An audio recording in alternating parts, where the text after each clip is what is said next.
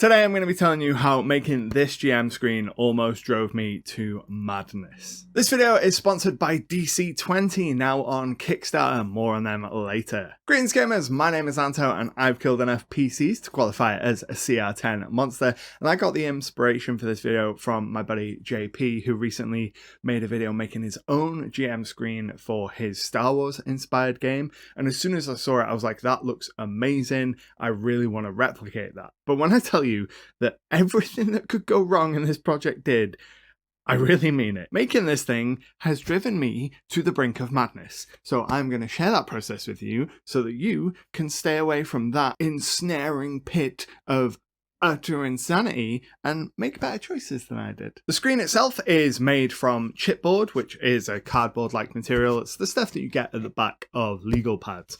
I've had a pack of this lying around for ages for building wargames terrain, and it's the perfect size. It's about US letter in size, so I grabbed 4 pieces of this to make a 4-panel screen. I had some SIDEQUEST art that's done by one of my longtime artists, Hakunin, printed out in a massive spread to use as the front of the screen, and I thought, cool, we're ready to go, let's get started. Now the actual process for building these things is pretty easy, as long as you don't follow any of the mistakes that I made. But before we dive into that, I want to talk to you about today's sponsor, DC20, because without them, I would definitely have abandoned this project to madness, and you would be getting a completely different video if you were getting a video at all this week. DC20 is a new heroic fantasy D20 system from the Dungeon Coach, and it aims to be the next evolution in D20 based games. I recently made a video where I talked about the system here on the channel and gave my thoughts and my first impressions, but I've really been impressed with what I've been seeing within the rule set. Some of the highlights of the system include the 4 action point system. This allows you the ultimate flexibility of choice for what you want to do both on your turn and also off your turn, because you can use all of your action points as reactions if you wanted to, which is going to keep players much more engaged throughout the entire round of combat. The core resolution mechanic means that there is no rolling damage dice. The damage is baked into the attack roll, so rolling high actually matters.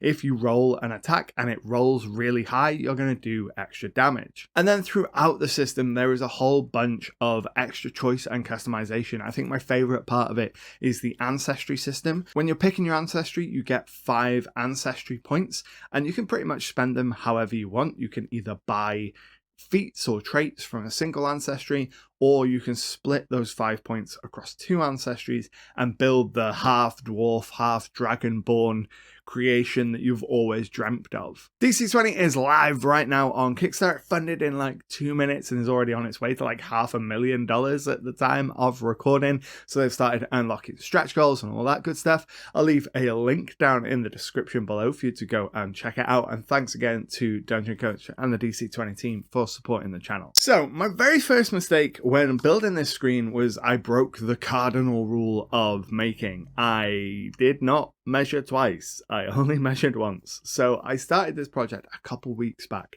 I did a bunch of preliminary measurements and I wrote them all down. But for some reason that I do not understand, when it came time to film, I just didn't check my measurements. I didn't look up the notes that I'd written down. I just had numbers in my head and I thought, yeah, those are right, I'll just go off that. So instead of spacing out these chipboard panels properly, I made them way too close together. And when I realized I'd made this mistake, did I fix it? Shouldn't be a problem. It should still work.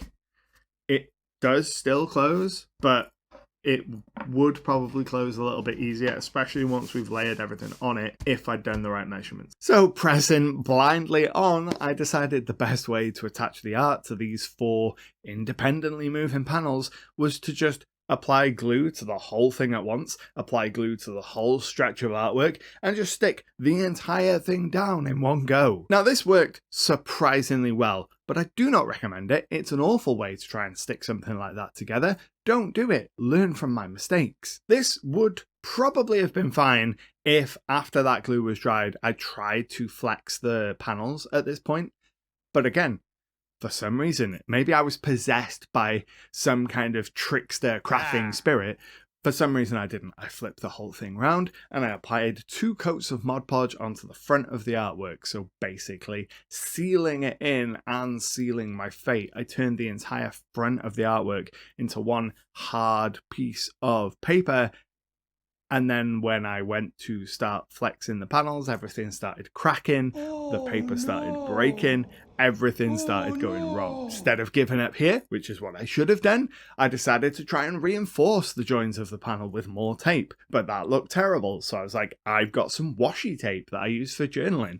I'll apply that. But the washi tape was too narrow to go over the tape that I'd put down. So instead of going, this doesn't work, let's just start again, I just put double the amount of washi tape on. And what we ended up with was a truly horrific Frankenstein of a mess. Like, this thing is hard. It like creaks and cracks when you open it. It is warped all to hell because of the amount of Mod Podge that was on it. The artwork came out pretty nice. That's the one saving grace of this, that the artwork looks pretty nice even though there's a load of texture on it from the Mod Podge. But it doesn't close. It's hard as a rock. It didn't work. At this point, I decided I really needed a break. So I went off and I thought I'll go and print off the interior information for this GM screen. Now for this information, I'm using a variant of my DM screen inserts, which I've talked about on the channel before, and I'll leave a link to those. You can pick those up to put into your official D&D 5e GM screens down below. But I adapted those to be complete GM screens. So I went to go and print them off and my printer was broken and wouldn't work. At this point, I was about ready to give up. Most of the day was already gone. I was tired, I was hungry, I was real frustrated, and I really considered just giving up and scrapping this video. This wasn't my first rodeo with a crafting video that had nearly broken my spirit. Back in 2018, before I started making RPG content, when I was still making War Games terrain content, I made a 3-part series of videos where I rebuilt Jeddah City from the Star Wars movie Rogue One. I built a diorama of that to show off a miniature of a Star Destroyer I had. And I thought it would just be a fun, quick little project. It ended up taking a month of my life and is the reason I stopped making those kinds of videos and decided to experiment with TTRPG stuff and eventually made the switch. So I wouldn't be where I am today if I hadn't have made that video, as miserable as the experience was. So I pulled myself together and I decided to give the screen another go. This time I properly spaced the panels. So the space in between the center 2 panels is 10mm. The space in between the edge panels is 5mm. That matches kind of the official 5e screens, which is the form factor that I was going for. And then I glued everything one panel at a time, weighted everything down properly, spent much more time and care and attention folding over my edges and my corners, and just took a lot more care and attention in my second attempt. And to my immense relief, it worked. I have my very own GM screen. There's still a little bit of a cracking issue along the seams here, but I think that's pretty much to be expected. I think it's probably a problem with the type of paper, but look at it. It's gorgeous. I also managed to get the printer to work, so all of the stuff is printed on the inside as well, which is great. I just, taped that in.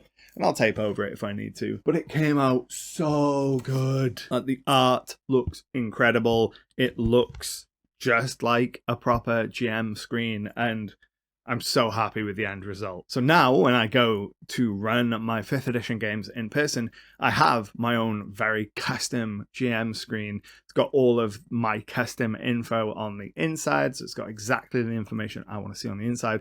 And it's got a one-of-a-kind exterior. And I'm really pleased with how it turned out, even though getting here made me want to throw myself into the abyss. They ask you how you are, you just have to say that you're fine when you're not really fine. I'd really love to know what you think of this project down in the comments below. Is this something that you would consider doing for yourself? If you do, learn from my mistakes, please. And if you want to keep watching, check out this video where I go over a tour of my GM binder. This is what I use to run an ultra minimal D&D experience. It's got everything that I would need, including like a little mini GM screen within it, and it was a lot of fun to put together. But until next time, happy gaming.